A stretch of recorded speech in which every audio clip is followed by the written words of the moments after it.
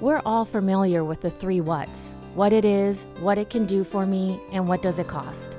Tyler Rickenaugh, Country Financial, can help you find the answers with insurance coverage to help protect what's most important to you, all at a price you can afford. So while you're juggling work and kids while trying to keep an eye on your financial future, Tyler Rickenaugh, Country Financial, will make sure they are the first ones there when you need them most. The kids are back to school, and your schedule is busier than ever. From daycare pickup, doctor's appointments, sports, and college tuition, a parent's signature is a powerful thing. Have you ever stopped to think, what would happen if you weren't able to provide one? With thoughtful estate planning, you can make sure that your child's health and education needs are met in the event of your absence due to a temporary incapacity or even death. The estate planning team at Hurley Burrish is here to help. Fostering deeper relationships, influencing behavior change, developing resilience. You're about to start winning. Here is your host, Christine Bright. Welcome to Parenting Game. I am so glad you are here. Nicole Moll is my guest on this first episode in our Generosity series, and she is Executive Director of Boxes of Balloons Charities. I have parents ask me quite often, how do I combat what my kids are seeing on social media? And what do I do to make sure they don't feel entitled? And I share with them, making generosity the rhythm of your family is a great way to combat what they're seeing on social media. So today, we are going to learn some wonderful ways that your family can get involved with Boxes of Balloons. Nicole, thank you so much for joining me today. Thank you for having me. You're welcome. And I learned about your charity at Heartland. Our pastor there had you up on stage, and you shared about what your charity does. And we really want to get into that. I'm excited. But before we do, the holidays are coming upon us. Yes. That's why I love doing this series. Everybody's thinking a little bit more about traditions, being a little bit more generous. And as I said, let's make it a rhythm of our family and carry it throughout the year. But we're going to kind of delve in. I want to hear a little bit about the traditions in your families. But before we do, I have a very cool treat. This is the courtesy of my friend. I have a friend in Missouri who is a crumble fanatic, and every Friday they go online, see what crumble's making, and they go get crumble. So I thought, well, okay, I'm gonna give it a shot. Fun. And it was fun to see how big they were. It's really cute. They, put each cookie in like their own little box. So what I got for us is the lemon poppy seed. Okay. And then this is the raspberry cheesecake. Yum. So I gave us little pieces so not to derail any food plans that are going on. So I will let you decide which one are we going to try first. Oh my goodness. I'm thinking the lemon first. Okay, so let's give that a go. They are thick. Okay, that was really good. Just enough lemon. I know, there's like lemon in the cookie. I was not expecting that part of it. That is so good. Yes. I was going to leave the rest for the staff at the media center. They're coming home. Sorry, guys. So delicious. Oh my goodness. Okay, cleanse the palate, and then we'll go with the here we go. raspberry cheesecake.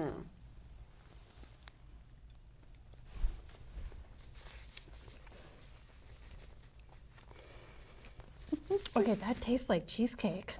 It does. You almost forget it's a cookie. Yes.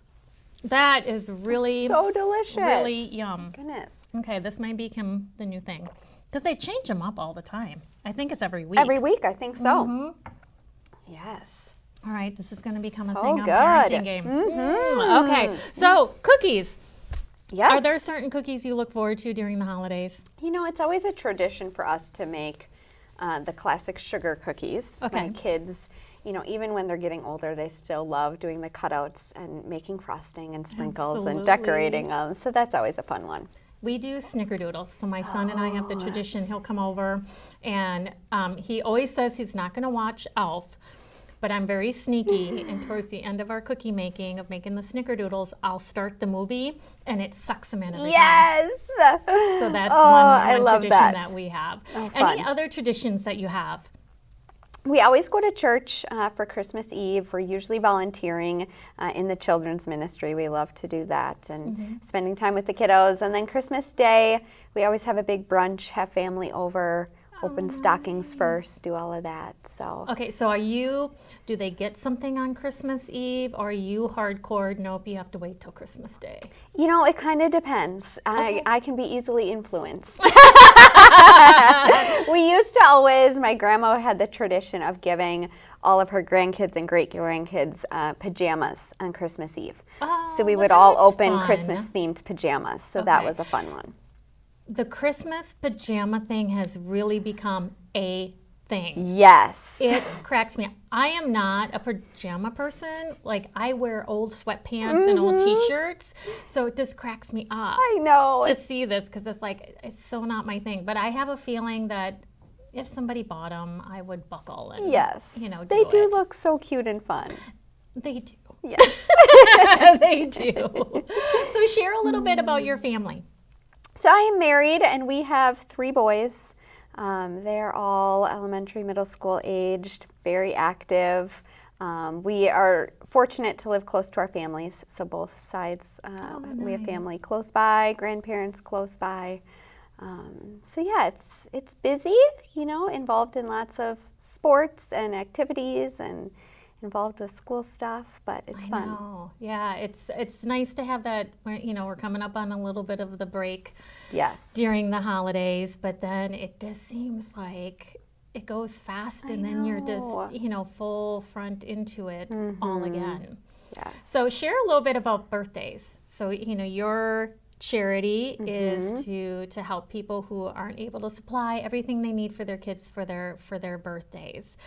What do you guys typically do for birthdays? Do you play them out big? Are they a little bit mellow? Family over? How does it Yeah, look? so birthdays have always been an important part of my life. My mom, growing up, always did amazing themed birthday parties. I have 2 younger sisters, so the 3 of us always, would just take so long deciding what theme and what kind of games. And my mom was very crafty and creative, so she, made the cake and made the party favors and just did all of that. So that's how I grew up, and then once I had kids, I started doing the same thing for them, and so we had always big themed parties. My oldest son, when he was 1, he loved anything that moved, so we did a parade theme, and I had everyone in my family drive different sorts of vehicles. We had a moped, a tractor, an ATV, and they were throwing candy to the kids, in this little parade. So we've always done big birthday parties. Lots of theme stuff, friends, family, and really trying to tailor it to the child and just, what is unique to them and what will they want to do. I was a big fan of Chuck E. Cheese. Okay, My yes. son loved it, which was good. And for me, I'm going, I show up. They Everybody just else do it. shows up. Yeah, and their cake, and now it's been a lot of years. He's 28 now, but their cake I loved their pizza. And their pizza, yes. And their cake was so good. So I'm going, this is like a win all around. Yes. So I don't think we did many. I mean, when he was in that really wanting to do birthday parties, it was Chuck E. Cheese. And I'm going, I'm in. I can do that. That is fun. So out of this, where you're a big birthday party type family, grow up, carried that on with your kids, tell me then what ignited this idea of boxes of balloons? Yeah, so about 7 years ago when it started, my kids were little and we were spending every weekend going to friends' children's birthday parties. And they were always just these grand themed parties. Lots of games and cake, and so it was just this fun season of life, but it started to make me think about, even if you do something simply, even if it was just a simple pizza and cake party, it still takes resource and time. And I have a degree in social work, and so that's always kind of been my background. And so I just started thinking, what are families doing who don't have that resource? I mean, their children still are having birthdays. The kids, especially if they're school age, are going to school talking about, at that age, everyone's talking about birthday and, what are you going to do? And what kind of gifts do you want? And what kind of cake? And so it just got me thinking, like, that would be so sad if someone didn't have a birthday. So I reached out to some colleagues, just people I knew in the social work world, and just asked, what sort of resources are out there? I, at the time, thought it'd be really fun to get involved as a volunteer. I was looking for something to do with my kids. They were little. There's not a lot of volunteer opportunities for kids. So I thought, if we could partner with an organization, give back, that would be great. And I found that it was a huge need. Every social worker I talked to said, yes, this is a need. Kids are, especially in school, talking about their birthdays, but there's no resource for it. And so some of the social workers were trying on their own time and with their own money to do what they could when they could, but it wasn't consistent. Well, I know, we always think about the holidays, right? I mean, that is, as we come into this, we're starting to see all this stuff for Christmas gifts, kind of a norm. And I have to be honest, until I heard about your charity, that never entered my head. If they're having trouble buying gifts during the holiday time, they are most likely having trouble buying gifts other times of the year too. Yes. So I really applaud you for having that pop into your head and coming up with this idea. So talking to social workers, you found out there needs to be a resource. So how did it grow from there? There wasn't a resource, so I just gathered family and friends at a local coffee shop, and I said, hey, I have an idea. If you want to come hear about it, be a part of it, show up. And we had about 15 people show up, and I did not know everyone, so that was good. And I just said, this is the need. This is, I've talked to social workers. What if we put everything needed for a birthday party in a box and just gave it to the parent or caregiver, no strings attached? There's a lot of different resources and organizations who are doing amazing things, but it's coming from a team of volunteers. And I really wanted this to be different. I wanted to be able to empower the parents or caregivers so that the kids could see it's coming from their parent, especially for a birthday, because that's such a special connection. So you guys aren't showing up and going, oh, happy birthday with all this stuff. You're just giving it to the parent discreetly, and then they're able. Yes. I like that. So we're really behind the scenes. We usually don't have interaction with the families. We put everything in the box, give it to the social worker, and then they can get it to the family. So really behind the scenes, but it's been amazing. We're serving the children, but we're also serving the parents and caregivers in this. Absolutely. Because there's nothing worse, as a parent and family, coach. And I've had the privilege now to be coaching some of the women at Shelter from the Storm Ministries. Yes. And they just feel, you just get disempowered. And even though they know, right, as a parent, I love them, I'm caring for them, I found this place, I'm providing safety, and all that's the important stuff. But man, as a parent, when you do, right, they come home from school and they're telling you about so-and-so's birthday, or they're going to so-and-so's birthday, and they don't understand. Right. And are asking. I just cannot tell you how great it is that you're willing to do that, to give the parents the power to set this up and provide a birthday. I think that's such a unique, what do I want to say? I want to say, marketing proposition, that you offer. Yes. But it really is, unique to a charity to be, because I think too, like, the gifts at Christmas are delivered, and the kids know who are delivering it. So share with us, so you got this group of people together, you're talking about it, this is how it's going to work. How did you get the first boxes out? Yes, so we started with the school districts. We started in Sun Prairie, Wisconsin, working with the schools. We thought, that's where the most kids are. And so we started working with school social workers. We created an online form the social worker could just fill out to refer a child to Box of Balloons. And within 2 weeks, we got our first request, and then they just started coming. And so we don't take requests directly from parents. It always comes from social worker, teacher, pastor, food pantry volunteer. I mean, it can really be a whole variety. A doctor, some of our chapters work with children's hospitals. So just someone who can vouch for the family and say they are in need, they are going to use this resource. So that's how it started with the schools, and then it just kind of continued to grow. So initially, have you had some different growing plans, we're going to do it, this is how we're going to get it out to them, and that quite didn't work, and so now we're doing it this way? Did you have a little bit of those transitions in there? Yes, there's always been growing pains, just because it's a new idea. I didn't know how to run a nonprofit before this. I'd never done that before. And really, some of the early growing pains just they were great problems, but just people wanting to do the same thing in their community, which isn't something I had initially thought of. I just thought, if we could do this in my community, if we could even celebrate one child in need, that would be a success. And pretty quickly after we started, people were contacting me asking, can I do this where I live? Here in the state and out of the state. And so that was just an idea that we had to quickly kind of figure out and just work through some of those growing pains of, what does it look like to have someone doing this in Florida and someone doing this in Texas, where I am not? I haven't met these people in person. I'm not in that community. Yeah. So just trying to figure out how do we keep some things uniform and consistent, but also continue to make things unique. Yeah. So it can be tailored towards that specific child and family. And you have 60 now, I think you shared with me? Yes, 60 chapters in over 35 states. So what typically goes in a box? That's something that we always keep consistent in terms of there's always the same items. So we always do decorations and all the supplies for that, so tape and all of that, just thinking that the families we serve most likely don't have any of that.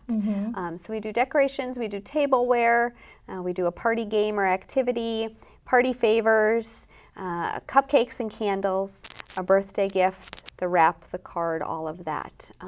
So that's always what we include in the box, but then it's unique because the request form can indicate what sort of theme they want. Okay. What are the child's favorite colors? Is there a specific gift they have in mind?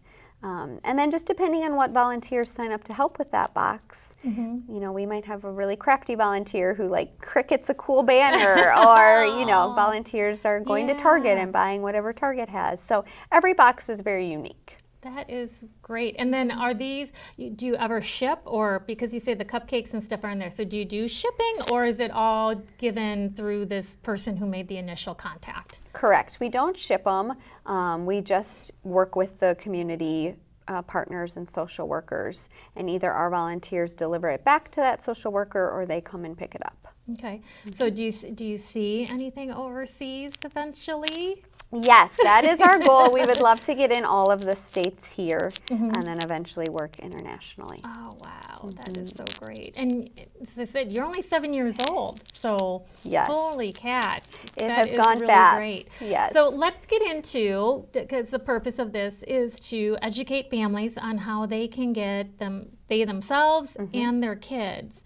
And a lot of times we can find things for the older kids, they start getting involved in youth groups and in high school. There tends to be more opportunities, but I know those littles, they really like to help too. So share with us this kind of through the age ranges, how parents can get their kids involved. Yes, so that is one of our core values at Box of Balloons, because when I was starting it, I really wanted something I could do with my children, and they were very tiny at the time. So we've always said anyone at any age can help volunteer at Box of Balloons. We've even had many animals helping. But there are so many ways. One of the easiest but most useful ways that a small child can help is by decorating the boxes. So every box comes plain. So it's either plain white or just plain brown craft colored. And so we have little kids, we have, play groups, moms groups, helping to decorate the boxes to spruce it up so that when it's delivered to the parents or caregivers, it looks like a birthday box, so whether it's balloons or a rainbow or hearts or inspirational sayings. And, there's a lot of times that parents who are volunteering will do the outline of a drawing, and then little kids can fill it in and can draw on the box.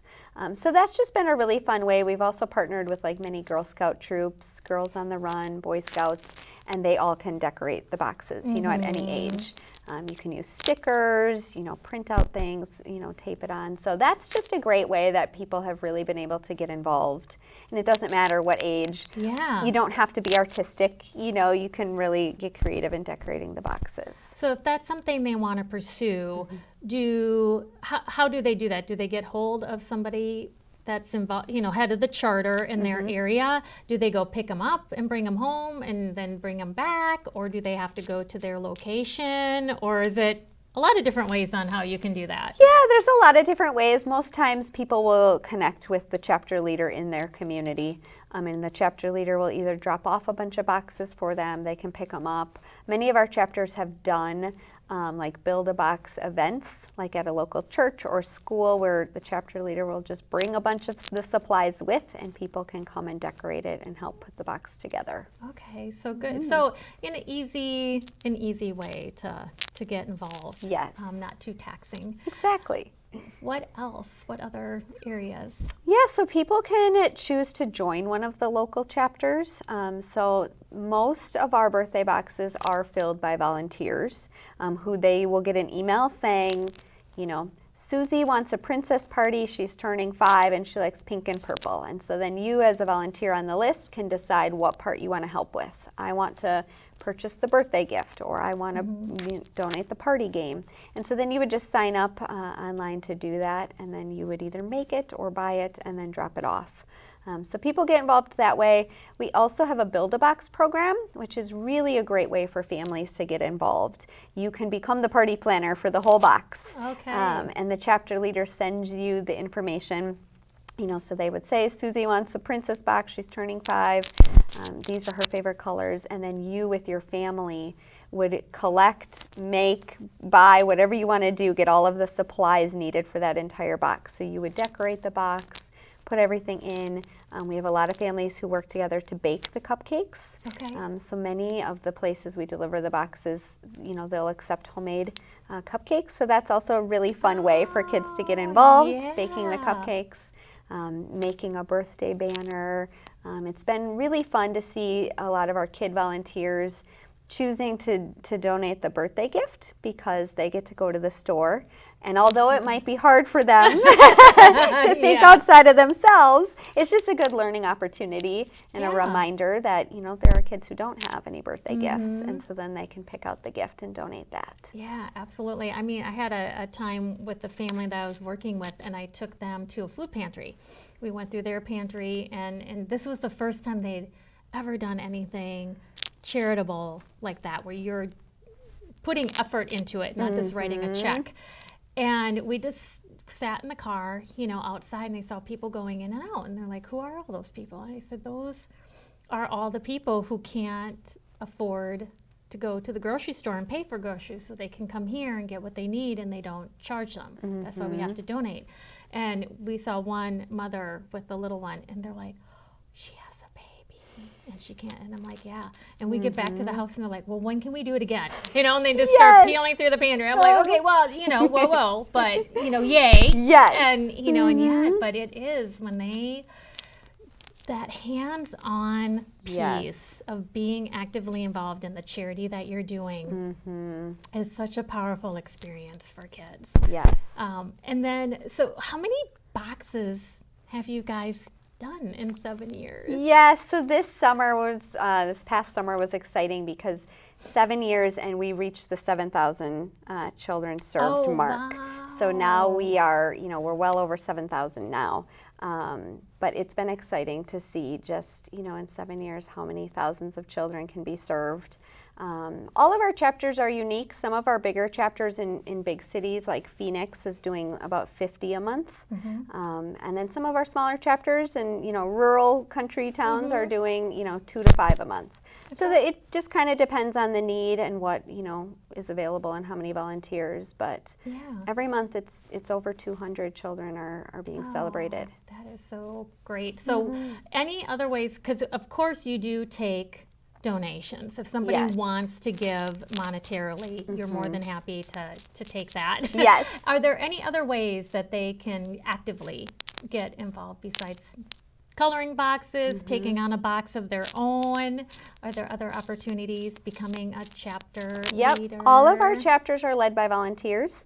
And so that's a great way. We have had many families sign up to lead a chapter together. We've had a lot of students doing it, anywhere from middle, high school, college age students doing it, kind of partnering with either a parent or a mentor to help them lead it. So that has been just really rewarding to see, and just another way for kids to get involved. Okay, so mom and dad don't have to take all of it on. The child can go ahead and take the brunt of it. Do I want to say it? That doesn't sound good. Take on the majority role in running that chapter. Yes. Oh, that is excellent. Yeah.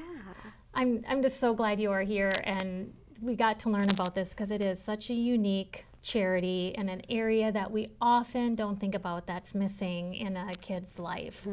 So where can people find out more?